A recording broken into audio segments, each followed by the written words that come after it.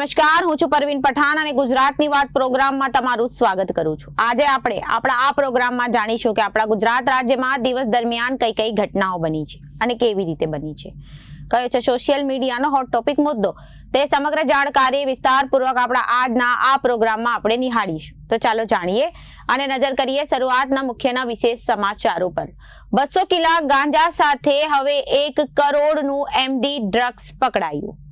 અમદાવાદના સરખેજમાં કારના ટાયરમાં છુપાવ્યું હતું ડ્રગ્સ। પોલીસે ટ્યુબ કાઢી હાથ ફેરવ્યો તો 2 પેકેટમાંથી 1 કિલો ડ્રગ્સ મળ્યું અને 2ની ધરપકડ કરવામાં આવી। તો બીજી બાજુ 16 વર્ષ જૂના કેસમાં એસીબીએ કોર્ટનો ચુકાદો આપ્યો। ગાંધીધામમાં 10,000ની લાંચ લેતા ઝડપાયેલા એએસઆઈની 3 વર્ષની કેદની સજા ફટકારાઈ અને 10,000નો દંડ ફટકારવામાં આવ્યો। તો બીજી બાજુ કોલેરાના કેસમાં સતત વધારો થઈ રહ્યો છે। રાજકોટમાં મહિનામાં 5 સહિત 9 કેસ નોંધાયા। અલગ અલગ 8 વિસ્તારો કોલેરાગ્રસ્ત જાહેર થતા આરોગ્ય વિભાગ સતર્ક થયું। તો બીજી તરફ અમદાવાદ સુરતમાં નથી એવો બ્રિજ પાલનપુરમાં બન્યો। રાજ્યના પ્રથમ પિલર પરની 3 લેગ બ્રિજની શું છે વિશેષતા? રાતનો નજારો જોતા વિદેશના રસ્તાઓની યાદ આવી જાય છે। તો બીજી તરફ 4 શહેરમાં 3 વર્ષમાં 4,383 લાયસન્સ સસ્પેન્ડ। અડધાથી વધુ લાયસન્સ માત્ર સુરતના રફ ડ્રાઇવિંગમાં અમદાવાદીઓ અવ્વલ। લાયસન્સ સસ્પેન્ડ થાય તો શું કરવું?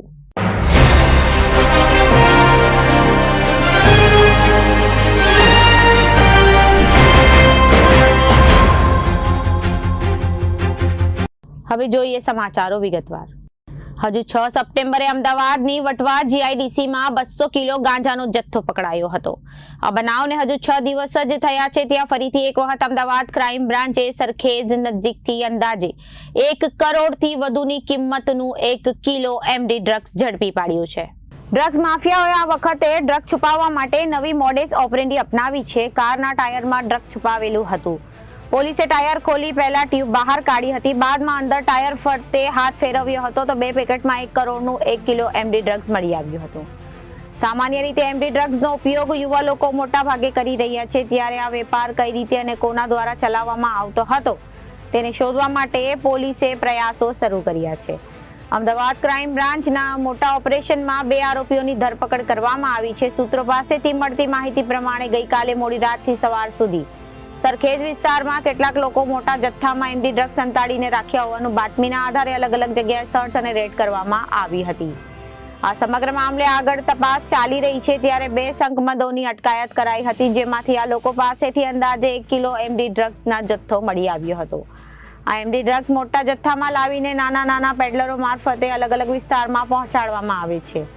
સામાન્ય રીતે આગામી સમયમાં નવરાત્રી જેવા તહેવારો આવે છે અને આ સમયે એમડી ડ્રગ્સનો ઉપયોગ વધારે થતો હોય તેવી પણ શંકાના આધારે તપાસ હાથ ધરાઈ છે। અલગ અલગ રૂટથી અમદાવાદ આવતું હોય છે અને જેની પાછળ એમડી ડ્રગ્સ પણ અનેક કડીઓ જોડાયેલી હોય છે। હવે આના રૂટ અને કોણે ડિલિવરી મંગાવી હતી તે સમગ્ર મામલે અમદાવાદ ક્રાઇમ બ્રાન્ચે તપાસ હાથ ધરી છે। ઓડિશા, મહારાષ્ટ્ર, છત્તીસગઢ, મધ્યપ્રદેશ વટાવી અમદાવાદ સુધી પહોંચેલો ગાંજો ભરૂચ ઉપરાંત અનિયંત્રણ ક્યાં સપ્લાય કરાયો હતો તેની પોલીસ તપાસ કરી રહી છે। જોકે પોલીસને 1100 કિલો ગાંજો આવતો હોવાની ટીપ મળી હતી, પરંતુ રેડમાંથી માત્ર 200 કિલો જ ગાંજો મળ્યો હતો। આ બાકીના 900 કિલો ગાંજો ક્યાં ગયો અને સૌથી મોટો સવાલ હતો કે ત્યારે 750 કિલો જ ગાંજો ગુજરાતમાં ઘુસાડ્યો હોવાની પોલીસ કહી રહી છે। આરોપી ઓડિશાના ગંજામ જિલ્લામાંથી ગુજરાતની આર્થિક રાજધાની અમદાવાદ વાયા ભરૂચ 1,668 કિલોમીટર કાપીને પહોંચ્યા હોવાની સંભાવના હાલ વ્યક્ત કરાઈ છે। ક્રાઇમ બ્રાન્ચે ગાંજા સાથે 7 આરોપીઓની ધરપકડ કરી હતી। આરોપીઓની તપાસ દરમિયાન જાણવા મળ્યું હતું કે આરોપીઓ રસ્તામાં ભરૂચમાં ડિલિવરી માટે ઊભા હતા।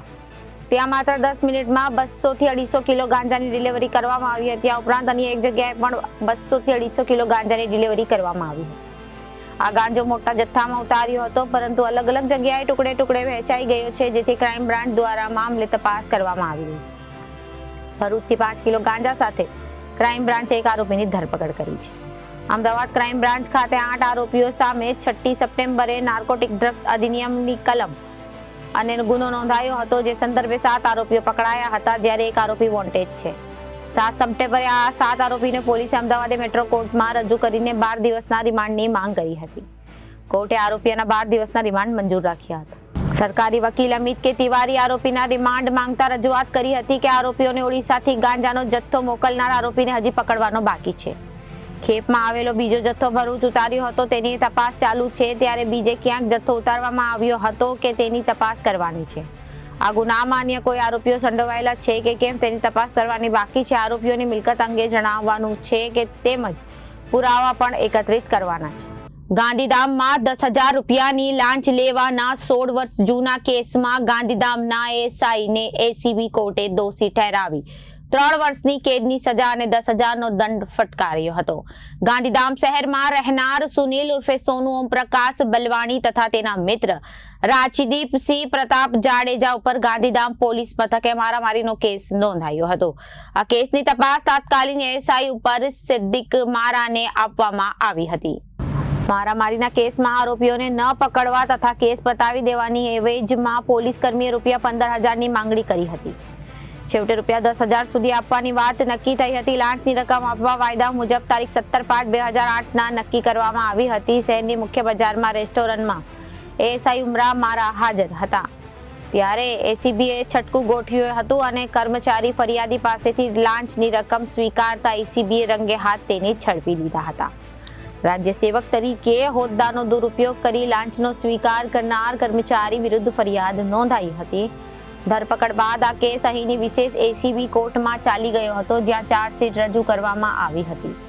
કેસ દરમિયાન દસ્તાવેજ પુરાવા, વૈજ્ઞાનિક પુરાવા, સરકારી વકીલની દલીલો ગ્રાહ્ય રાખી ન્યાયાધીશ AM મેમણે આ સરકારી કર્મીની તકસીરવાન ઠેરવ્યો હતો અને ભ્રષ્ટાચાર નિવારણ અધિનિયમ 1988ની કલમ 7 મુજબ 7 વર્ષની સખત કેદની સજા, ₹5,000નો દંડ અને દંડ ના ભરે તો વધુ 1 માસની સજા તેમજ 13 તળે કલમ 3 વર્ષની કેદની સજા તથા 5,000નો દંડ અને દંડ ન ભરે તો વધુ 1 માસની કેદનો ધાક બેસાડતો ચુકાદો આપવામાં આવ્યો હતો. આ કેસ દરમિયાન સરકાર તરફે સરકારી વકીલ SG રાણાએ સંપૂર્ણ ટ્રાયલ ચલાવી હતી. રાજકોટ શહેરમાં ચોમાસાની સિઝન બાદ રોગચાળો સતત વકરી રહ્યો છે, જેમાં ડેન્ગ્યુના દર્દીઓની સાથે જ કોલેરાના કેસોમાં પણ સતત વધારો નોંધાઈ રહ્યો છે. સામાન્ય રીતે 3-4 મહિને કોલેરાનો એકાદ કેસ જોવા મળતો હોય અને જેને બદલે છેલ્લા 1 મહિનામાં કોલેરાના 5 સહિત કુલ 9 કેસ નોંધાયા છે, જેને પગલે અલગ અલગ 8 વિસ્તારોને કોલેરાગ્રસ્ત જાહેર કરવામાં આવ્યા છે, જેને પગલે આરોગ્ય વિભાગ સતર્ક બન્યો છે અને તમામ વિસ્તારોમાં પાણીના સેમ્પલ લેવા સહિતની જરૂરી કાર્યવાહી હાથ ધરવામાં આવી છે. પ્રાપ્ત વિગત મુજબ રાજકોટમાં કોલેરાના કેસો સતત વધી રહ્યા છે, જેમાં તાજેતરમાં મોરબી રોડ પર જુદા જુદા વિસ્તારમાં 2 કેસ નોંધાતા આરોગ્ય વિભાગ દ્વારા મોરબી રોડ ઉપર સર્વેલન્સ વધારવામાં આવ્યું છે.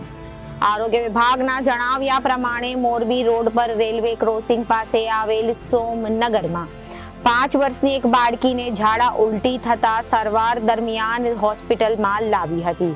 તપાસ કરવામાં આવતા દૂષિત પાણી પીવાથી કોલેરા હોવાનો લેબોરેટરી રિપોર્ટ આવ્યો હતો. આ ઉપરાંત મોરબી રોડ નજીક ગ્રીનલેન્ડ ચોકડી પાસે લાલપરીમાં રહેતા 60 વર્ષના વૃદ્ધને પણ ઝાડા ઉલટી થતા સારવાર માટે હોસ્પિટલમાં દાખલ કરવામાં આવ્યા હતા. ત્યાં રિપોર્ટ કરવામાં આવતા તેમને કોલેરા હોવાનું જાણવા મળ્યું છે. હાલ આ બંને દર્દીને હોસ્પિટલમાંથી રજા આપી દેવામાં આવી છે, પરંતુ કોલેરાનો રિપોર્ટ આવતા આરોગ્ય વિભાગે બંને વિસ્તારમાં પાણીના સેમ્પલ લીધા છે. આ ઉપરાંત બંને વિસ્તારમાં 2 કિલોમીટરના વિસ્તારમાં ખાણીપીણીની દુકાન, લારી ગલ્લા, શેરડીના રસના ચીચોડા, બરફના કારખાના અને બરફ ગોલા ગુલ્ફીના વેચાણ ઉપર પ્રતિબંધ મૂકવા માટે કલેક્ટરને ભલામણ કરવામાં આવી છે. અગાઉ પણ લોહાનગર, અટલ સરોવર, ખોડિયારનગર, લક્ષ્મીવાડી, કોટક શેરી તેમજ રામનગર સહિતના વિસ્તારોમાં કલેક્ટર દ્વારા બરફ ગોલા અને ગુલ્ફીના વેચાણ સહિતની બાબતો પર પ્રતિબંધ મુકાઈ ચૂક્યો હતો, જેમાં લોહાનગર વિસ્તારમાં સ્થિતિ સામાન્ય થઈ હોવાનું જાણવા મળ્યું છે. બાકીના વિસ્તારમાં આરોગ્ય તંત્ર દ્વારા સઘન તપાસ કરવામાં આવી રહી છે. કોલેરા લોહાનગર 2માં 2 વર્ષનું બાળક, લોહાનગરમાં 1.5 વર્ષની બાળકી, અટલ સરોવરમાં 22 વર્ષના પુરુષ, ખોડિયારનગરમાં 28 વર્ષના પુરુષ, લક્ષ્મીવાડીમાં 38 વર્ષની મહિલા, કોટક શેરીમાં 43 વર્ષની મહિલા, રામનગરમાં 54 વર્ષના પુરુષ, લાલપરીમાં 60 વર્ષની મહિલા અને સોમનગરમાં 5 વર્ષની બાળકીનો કોલેરા થયો હતો. તમામ વિસ્તારોમાં જરૂરી તપાસ કરવામાં આવી રહી છે. આ અંગે મનપા આરોગ્ય અધિકારી ડોક્ટર જયેશ વાંકાડીએ જણાવ્યું હતું કે રાજકોટમાં ચોમાસાને કારણે સામાન્ય રીતે પાણીજન્ય રોગોમાં વધારો થતો હોય છે, જે અંતર્ગત ચાલુ વર્ષે પણ છેલ્લા 2 મહિનાથી કોલેરાના કેસોમાં વધારો થઈ રહ્યો છે, જેમાં 1 મહિનામાં 5 કેસ સહિત અત્યાર સુધીમાં 9 કેસ સામે આવ્યા છે.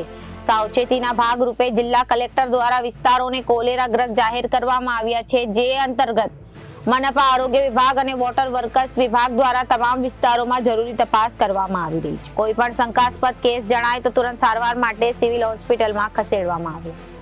બહારનો ખોરાક લેવાનું ટાળવું જોઈએ. સામાન્ય રીતે કોલેરા ખોરાક અને પાણીના કારણે જ ફેલાતો હોવાથી લોકોએ પીવાનો આગ્રહ રાખવો જોઈએ અને કેટલીક માંસાહારી વસ્તુઓ પણ કોલેરા ફેલાવવાનું કારણ બનતી હોય છે.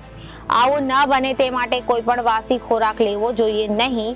શરદી, ઉધરસ તેમજ ઝાડા ઉલટી જેવા લક્ષણો જોવા મળતા તુરંત જ નજીકના આરોગ્ય કેન્દ્ર કે સરકારી હોસ્પિટલનો સંપર્ક કરવો જરૂરી છે. રાજકોટમાં અત્યાર સુધી સામે આવેલા તમામ દર્દીઓ સ્વસ્થ થયા હોવાનું અને કોઈ જાનહાનિ ન થઈ હોવાનું પણ સામે આવ્યું છે.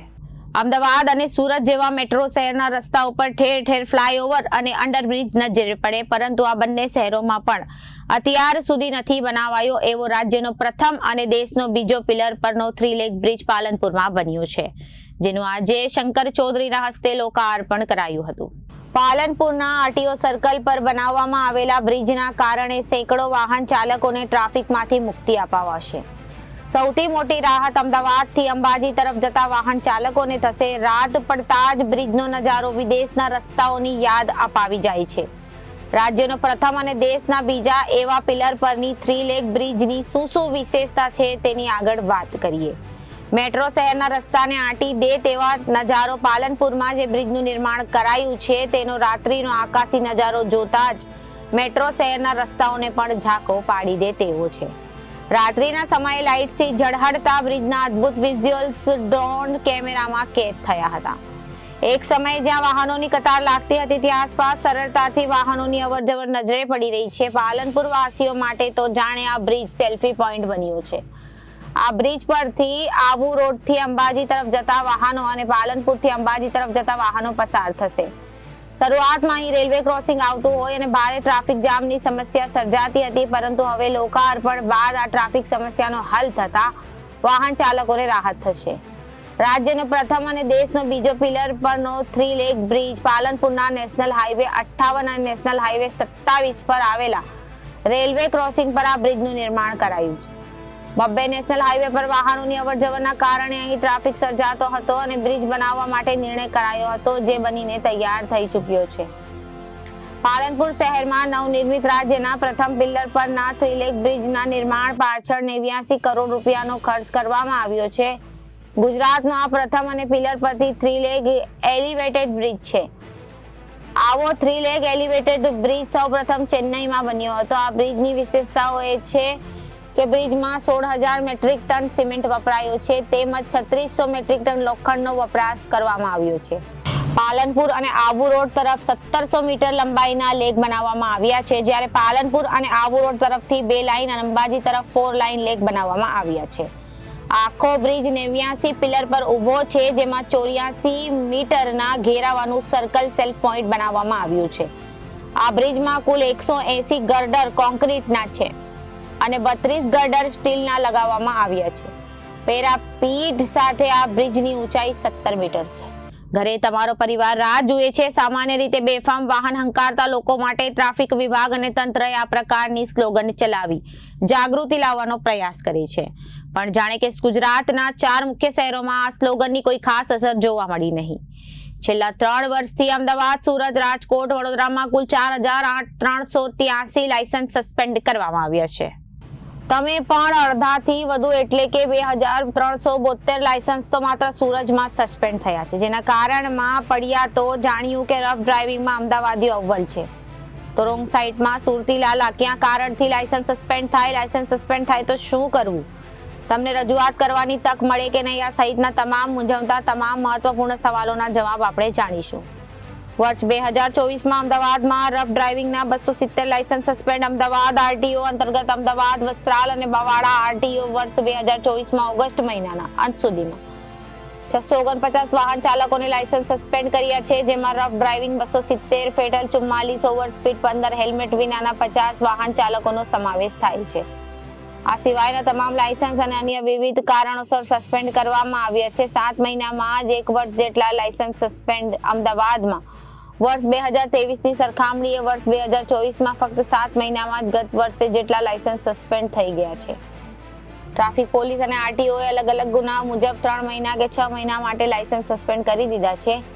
હાઈકોર્ટની લાલ આંખ કરતા અમદાવાદ આરટીઓ સક્રિય. હાઈકોર્ટ લાલ આંખ કરતા જ અમદાવાદ પર જિલ્લાના આરટીઓ એટલે કે 3 વિસ્તારમાં કુલ મળીને 526 લોકોના લાયસન્સ સસ્પેન્ડ કરી દેવામાં આવ્યા હતા.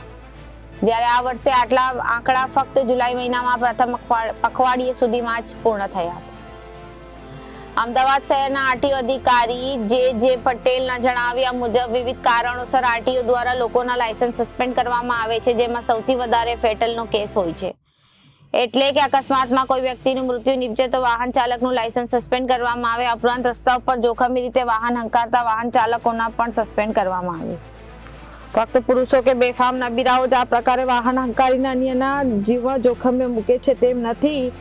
હેલ્મેટ વગર રોંગ સાઈડમાં વાહનો ચલાવવા વગેરે બાબતે મહિલાઓને પણ ડ્રાઇવિંગ લાયસન્સ સસ્પેન્ડ કરવામાં આવે છે. સુરતમાં છેલ્લા 3 મહિનામાં 300થી વધુ લાયસન્સ સસ્પેન્ડ. વર્ષ 2024માં છેલ્લા 8 મહિનામાં સુરતમાં બેજવાબદાર રીતે વાહન હાંકનારા 583 લોકોના વાહન ચાલકો સામે શિક્ષાત્મક કાર્યવાહી કરવામાં આવી છે. આરટીઓ તંત્ર દ્વારા તેમના ડ્રાઇવિંગ લાયસન્સ સસ્પેન્ડ કરી દેવાયા. અત્રે ઉલ્લેખનીય છે કે ગત વર્ષ 955 વાહન ચાલકોનો લાયસન્સ સસ્પેન્ડ કરાયા હતા. જો કે આ વર્ષે આંકડો વધી શકે કે કેમ. છેલ્લા 3 મહિનામાં 300થી વધુ વાહન ચાલકોના લાયસન્સ સસ્પેન્ડ કરી દેવામાં આવ્યા છે. મોટાભાગના યુવાનો કરે છે કાયદાનું ઉલ્લંઘન. આરટીઓ પાસેથી મળતી માહિતી મુજબ લાયસન્સ સસ્પેન્ડ કરવામાં આવ્યા હોય તેવા વાહન ચાલકોમાં મહદઅંશે યુવાનોનો સમાવેશ થયો છે. ધૂમ સ્ટાઇલથી બાઇક દોડાવવાના footage, over speed, wrong side driving, અકસ્માત કરવો કે પછી ડ્રાઇવિંગ કરતી વખતે મોબાઈલ ફોનનો વપરાશ કરી તેઓ આરટીઓના કાયદાનું ઉલ્લંઘન કરી ચૂક્યા છે, જેના પગલે તેમના ડ્રાઇવિંગ લાયસન્સને સસ્પેન્ડ કરી દેવામાં આવ્યા છે.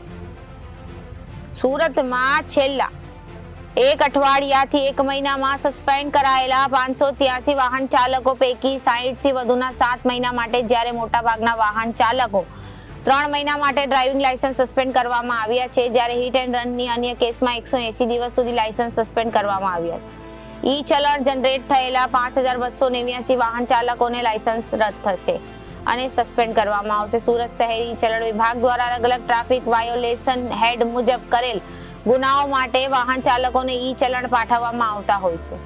સુરત શહેરમાં રોંગ સાઈડમાં વાહન ચલાવી પોતાના અન્યને વ્યક્તિઓને જાનમાલને નુકસાન કરતા વાહન ચાલકો કે જેઓએ 5 કે તેથી વધુ વખત રોંગ સાઈડમાં વાહન ચલાવી ગુનો કર્યો હતો અને સુરત શહેર ઈ ચલણ વિભાગ દ્વારા જે વાહન ચાલકોના 5 થી વધારે વખત રોંગ સાઈડમાં ઈ ચલણ જનરેટ થયેલા છે તેવા કુલ 5289 વાહન ચાલકોને લાયસન્સ સસ્પેન્ડ કરવા માટે આરટીઓ વિભાગ સુરત શહેરને રિપોર્ટ કરવામાં આવ્યો છે. 80 ટીમ બનાવી વાહન ચાલકોને જાગૃત કરવામાં આવ્યા અને શહેર ટ્રાફિક શાખા દ્વારા રોંગ સાઈડમાં જે વાહન ચાલકો પોતાનું વાહન ચલાવે છે તે રોંગ સાઈડમાં પોતાનું વાહન ન ચલાવે તે બાબતે જાગૃત કરવામાં આવ્યું. સમગ્ર સુરત શહેરમાં કુલ 80 ટીમમાં બનાવી દરેક રિજન સર્કલ અને સેમી સર્કલ તરફથી જે વાહન રોંગ સાઈડમાં આવે છે તેવા કુલ 607 રોંગ સાઈડમાં પોતાનું વાહન ચલાવતા વાહન ચાલકોને લાયસન્સ સસ્પેન્ડ કરવા માટે આરટીઓમાં રિપોર્ટ કર્યા છે. તો અત્યારે ગુજરાતની વાતમાં વિરામ લઈએ. વધુ સમાચારો માટે જોતા રહો જનાદેશ ન્યૂઝ. નમસ્કાર.